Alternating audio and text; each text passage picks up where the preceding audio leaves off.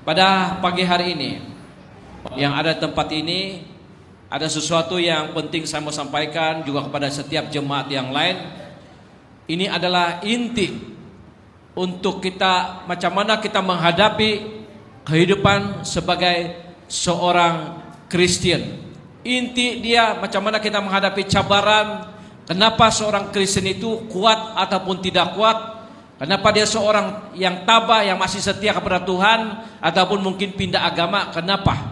Jawabannya terletak pada khotbah pada hari ini. Tajuk firman Tuhan pada siang hari ini adalah mengapa Yesus disebut Tuhan. Kenapa Yesus disebut Tuhan?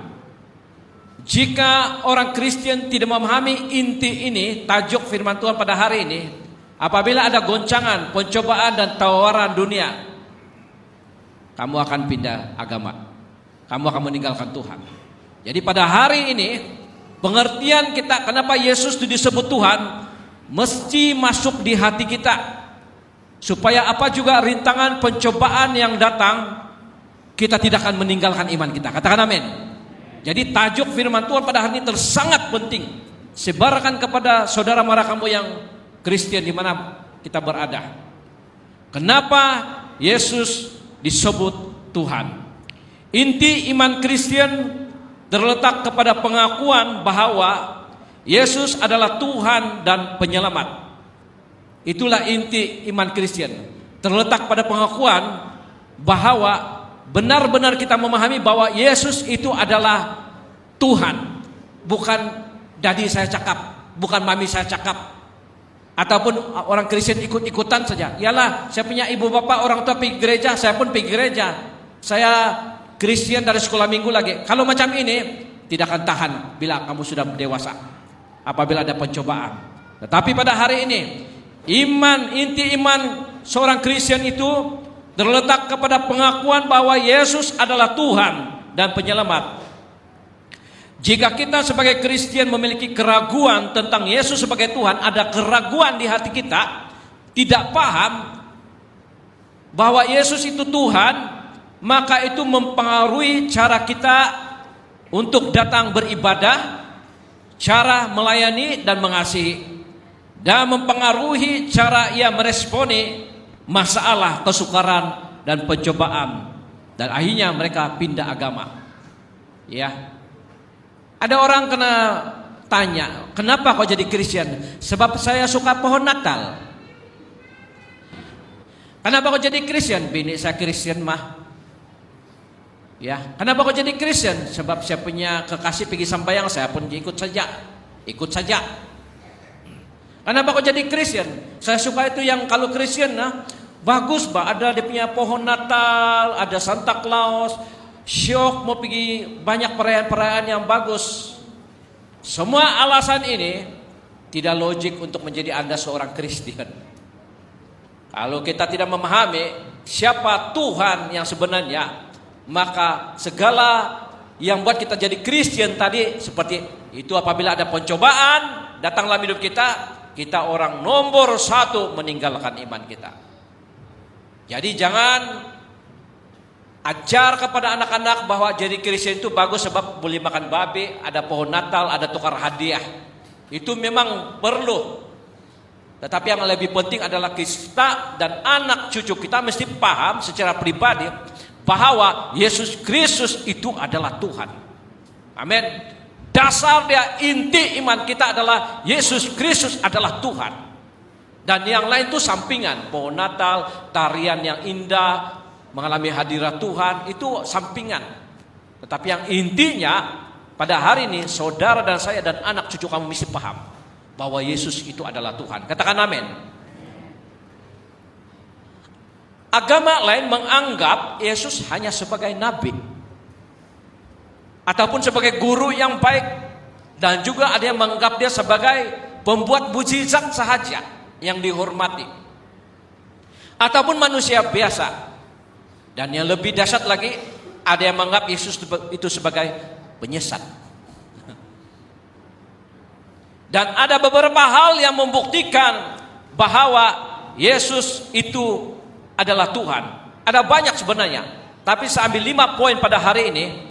Kenapa Yesus itu dipanggil sebagai Tuhan, dan harus ini melekat di hati kita dan kepada keluarga kita. Kenapa Yesus itu dipanggil Tuhan? Jika hari ini saudara, Bapak, Ibu mendengar firman Tuhan dengan sungguh-sungguh dan mengaminkan bahwa Yesus adalah Tuhan, mulai hari ini saudara mempunyai pengertian yang baru, motif yang baru datang beribadah. Memuji, menyembah Tuhan berbeza.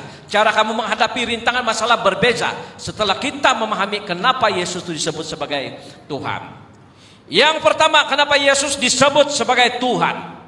Yang pertama, kalimat-kalimat ataupun ucapan ilahi yang Yesus ucapkan. Yang pertama, Yesus mengucapkan kalimat-kalimat tidak seperti guru-guru agama. Dia mengucapkan kalimat-kalimat ilahi. Katakan amin. Kalimat-kalimat ilahi. Tidak ada satu pendiri agama ataupun tokoh agama dan orang berkuasa di bumi ini yang boleh mengucapkan kalimat-kalimat ilahi seperti yang Yesus ucapkan. Tidak ada manusia berbicara seperti Yesus. Katakan amin. Tidak ada satu manusia, tokoh dan pendiri agama berbicara seperti Yesus. Kalimat-kalimat mereka adalah kalimat yang fana. Tetapi kalimat Yesus adalah roh, kalimat ilahi. Amin. Itulah luar biasanya Yesus. Kalimat yang keluar daripada mulutnya adalah kalimat ilahi. Adalah roh, bukan yang duniawi. Sebagai satu contoh, kita melihat di dalam Injil Matius pasal 28. Ayat 18 sampai 20. Injil Matius pasal 28 ayat 18 sampai 20. Ayat 18. Yesus mendekati mereka. Nah, ini sebelum itu kita sudah tahu bahwa waktu Yesus mengucapkan kalimat ini, dia sudah disalibkan, sudah mati, dikuburkan, pada hari ketiga dibangkitkan, dan sebelum dia naik ke surga, dia berbicara. Amin. Ini dia berbicara setelah kebangkitan dia. Yesus mendekati mereka dan berkata, "Kepadaku diberikan segala kuasa di surga dan di bumi." Stop di sini saya dulu. Kalimat ilahi terdapat di sini. Kepadaku telah diberikan segala kuasa di surga dan di bumi. Guru-guru agama, pendiri agama tidak akan boleh buat cakap begini. Ya, betul kan? Yesus berkata, "Kepadaku diberikan segala kuasa di surga dan di bumi." Kalau ada satu manusia, pendiri agama cakap begini, pengikutnya tidak akan percaya sama dia. Kau ini gila, mulau, dia bilang. Kau bilang di surga dan di bumi, kau ada di kuasa semua. Siapa kau cakap begitu, betul kan? Mereka tidak berani pun cakap begitu. Sebab mereka takut, mereka punya pengikut akan meninggalkan mereka. Tetapi Yesus berkata, "Kepadaku telah diberikan segala kuasa di surga dan di bumi." Kenapa dia ucapkan ini? Kalimat-kalimat ilahi. Dia telah mati, dia telah bangkit, dan dia boleh berbicara demikian. Dan murid-muridnya percaya padaku. Kepadaku segala kuasa di surga dan di bumi diberikan pada dia. Wow, itu luar biasanya. Teruskan. "Karena itu pergilah," kalimat yang kedua lah, "jadikan semua bangsa muridku dan baptiskan mereka dalam nama Bapa dan Anak dan Roh Kudus." Terus, "Dan ajarlah mereka melakukan segala sesuatu yang telah kuperintahkan kepadamu." Dan inilah kalimat ilahi yang seterusnya. "Ketahuilah, aku menyertai kamu senantiasa sampai kepada akhir zaman." Kalau tokoh agama sudah mati, matilah. Mana dia berani cakap saya menyertai kau sampai akhir zaman. Tapi kalimat ilahi daripada mulut Yesus, "Aku menyertai kamu sampai akhir zaman." Amin. Jadi saudara-saudari, pastikan yang pertama ini masuk di hati kita sebagai orang yang percaya kepada Yesus, mengubah motif yang salah, pandangan kita yang salah mengapa kita jadi Kristen selama ini. Yang pertama, terutama juga muda-mudi, kamu akan banyak pengaruh di luar, pergi kerja di mana-mana. Kalimat ilahi yang ada pada Yesus. Jangan dipengaruhi oleh kalimat-kalimat yang bukan ilahi. Yang bukan ilahi daripada guru-guru agama. Kalimat yang bukan ilahi itu apa? Kalau kamu bersama dengan saya, kau dapat 100.000. Itu bukan kalimat ilahi. Kalau kau bersama dengan saya, kau naik pangkat. Itu bukan kalimat ilahi. Kalau kau tinggalkan agama kau, Ini seluruh dongongan saya bagi dengan kau. Itu bukan kalimat ilahi, betul? Tapi Yesus berkata, ketahuilah, aku menyertai kamu senantiasa sampai kepada akhir zaman. Katakan amin. Kalimat ilahi ini perlu berakar dalam hidup kita, dalam keluarga kita, dalam gereja kita. Ia sudah disalibkan dan bangkit dan menyatakan, aku menyertai kamu senantiasa. Siapa yang boleh buat itu selain daripada Tuhan sendiri? Amin. Dalam Injil Matius pasal yang ke-26 ayat 34. Satu ayat lagi. Injil Matius pasal 26 ayat 34. Yesus berkata kepadanya, aku berkata kepadamu, sesungguhnya malam ini juga sebelum ayam berkokok, engkau telah menyangkal aku 3 kali. Ini waktu Yesus. Petrus berkata, saya akan ikut kau sampai mati pun. Tapi Yesus, kalimat ilahi dia, maksudnya dia tahu sebelum hal itu terjadi, kalimat ilahi. Dan orang tidak boleh, tokoh agama tidak boleh buat begitu, pendiri agama tidak boleh buat begitu. Tapi Yesus, dia Allah, dia berkata, sebelum ayam berkokok 3 kali, engkau sudah menyangkal saya. Amin. Sebelum ayam berkokok, engkau sudah menyangkal saya sebanyak 3 kali. Itu kalimat ilahi yang tidak dapat dilakukan oleh pendiri agama macam manapun. Tetapi Yesus, dia berkata kepada Petrus, sebelum ayam berkokok, engkau sudah menyangkal saya 3 kali. Dari mana dia dapat ini? Dia buat-buatkah? Tidak kan? Dia Tuhan, dia Maha tahu. Dia tahu, maksudnya dia tahu masa depan kau. Sebelum hal itu terjadi, dia tahu masa depan kita. Amin. Jadi Yesus itu mengeluarkan kalimat-kalimat ilahi yang bukan dari dunia ini. Jadi dia adalah Tuhan. Yang kedua, kenapa dia disebut sebagai Tuhan? Yang kedua, Yesus tidak berbuat dosa. Yesus tidak berbuat dosa. Dalam buku Ibrani pasal 4 ayat 15, perlihatkan di sana. Sebab imam besar yang kita punya bukanlah imam besar yang tidak dapat turut merasakan kelemahan-kelemahan kita. Sebaliknya sama dengan kita, ia telah dicobai. Semua cakap dicobai. Kita semua dicobai dan kita jatuh dalam dosa. Tetapi dikatakan sini, hanya tidak berbuat dosa. Siapa yang tidak berbuat dosa? Yesus. Dalam buku Roma pasal yang ketiga ayat 23. Karena semua manusia telah berbuat dosa dan telah kehilangan kemuliaan Allah. Kalau semua manusia telah berbuat dosa dan telah kehilangan kemuliaan Allah, siapakah Yesus? Dia cakap di sini, dia dicobai juga tapi dia tidak berbuat dosa. Ya.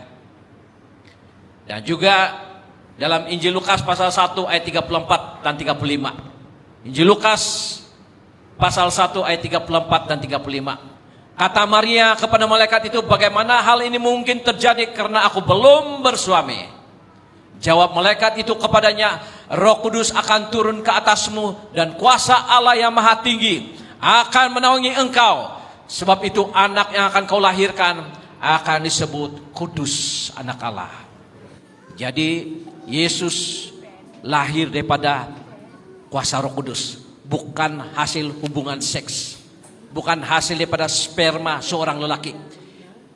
Malaikat Gabriel berkata, engkau akan dikandung oleh Roh Kudus, Roh Tuhan turun kepada engkau dan anak itu disebut kudus. Amin.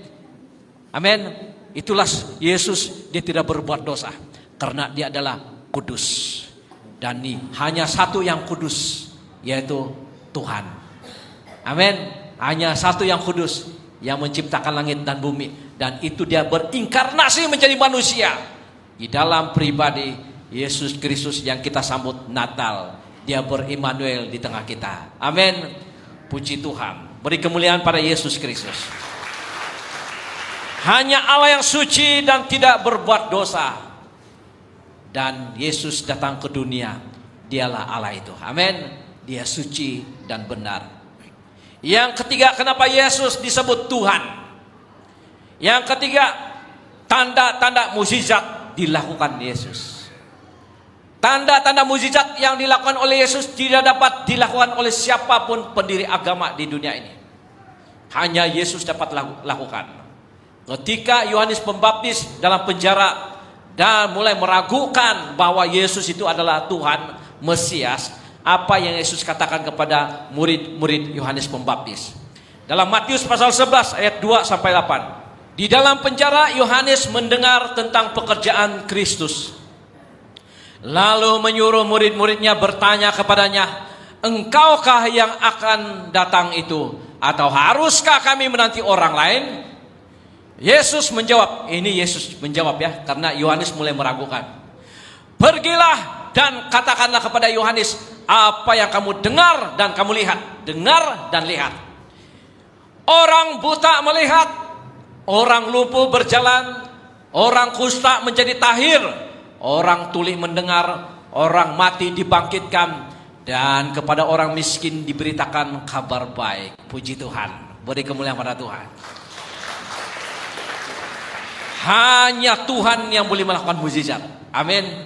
Dan ketika Yohanes Pembaptis meragukan ketuhanan Yesus Kristus, dia berkata, "Hai kamu semua pengikut-pengikut Yohanes Pembaptis, kembalilah beritakan kepada Yohanes apa yang kamu lihat dan dengar." Rupa-rupanya murid-murid Yohanes Pembaptis sudah melihat dan mendengar apa yang Yesus katakan. Orang buta melihat, yang tuli mendengar, yang lumpuh berjalan, yang mati dibangkitkan. Dan jangan tidak percaya lagi. Amin. Di dalam Yesus ada mukjizat. Bahkan orang-orang yang melakukan mukjizat itu bukan karena kekuatan mereka. Mereka mendapat kuasa daripada Yesus sendiri. Sang pemberi kuasa itu, Yesus Kristus. Amin. Apabila Petrus menyembuhkan yang lumpuh, dia berkata, mereka orang ini disembuhkan karena nama siapa? Nama Yesus. Nama dia Yesus. Tidak boleh main-main nama Yesus. Amin. Jangan nakasado, Jesus dibilang. Tak telicin, tak karena itu apa itu? Kulit pisang. Jesus dibilang. Nama Yesus berkuasa. Tapi kebiasaan kita begitu kan? Ya, tidak salah juga. Tapi supaya kita tahu bahwa nama Yesus itu berkuasa. Ya. Daripada kau sebut nama-nama yang lain kan, bagus sebut nama Yesus. Lebih selamat lagi kalau nakasado. Jadi Yesus melakukan mukjizat. Sebutkan satu persatu mukjizat Yesus yang kamu ketahui. Apa dia? Yang buta melihat lagi. Air menjadi anggur lagi.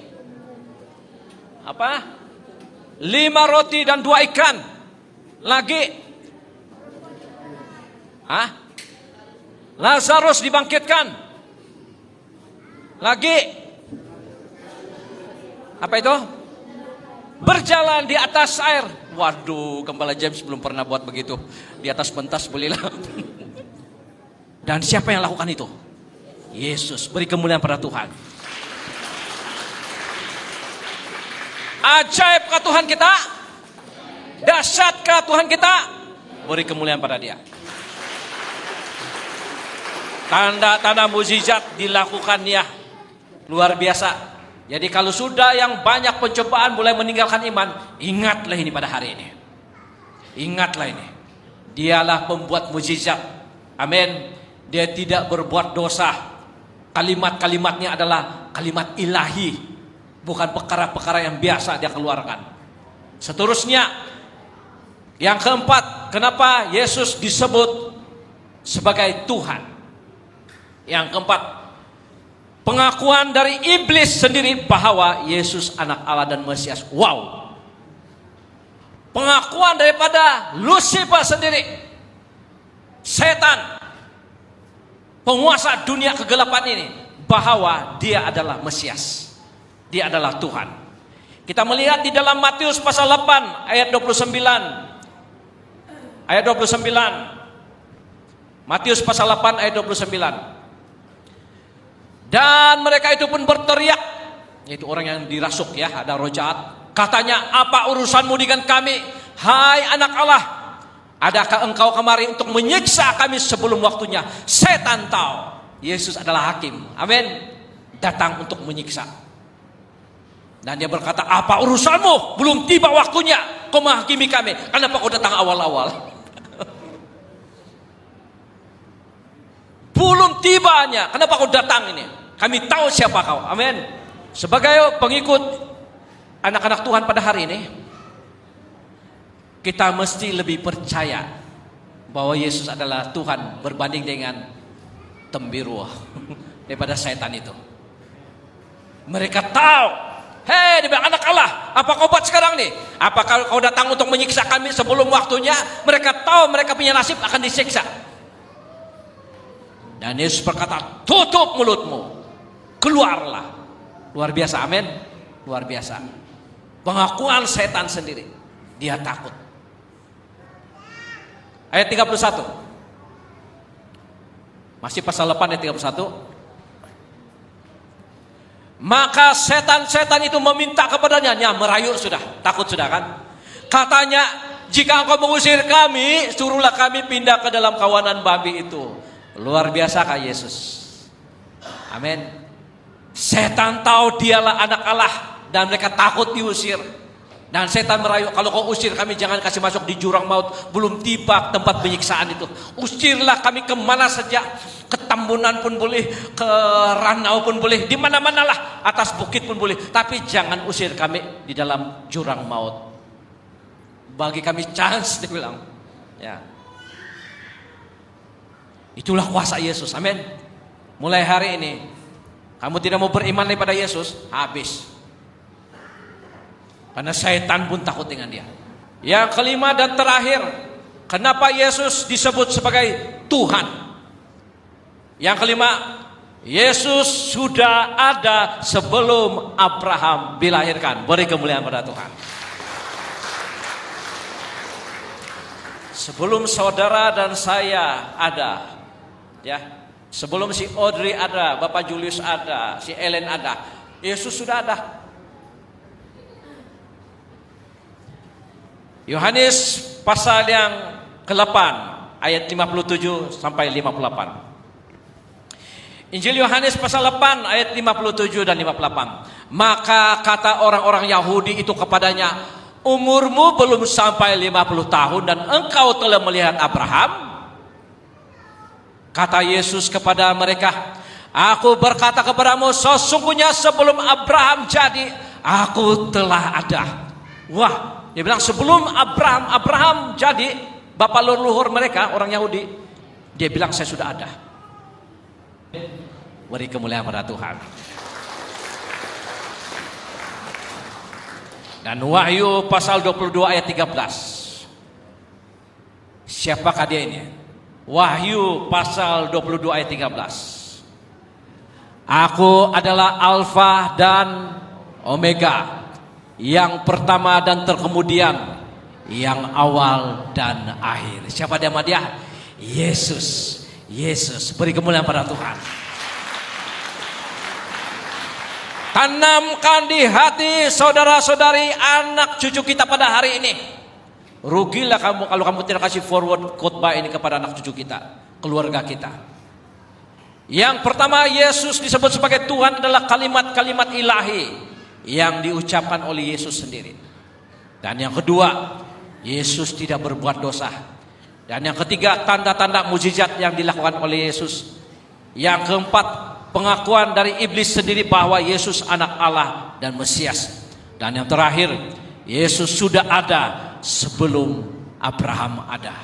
Aku adalah Alfa dan Omega, yang awal dan akhir. Jadi saudara-saudari, tidak kira apa cabaran, kesulitan, rintangan, masalah, penyakit yang kamu hadapi, tahan saja. Karena Yesus menyertai kita sampai akhir zaman. Beri kemuliaan pada Tuhan.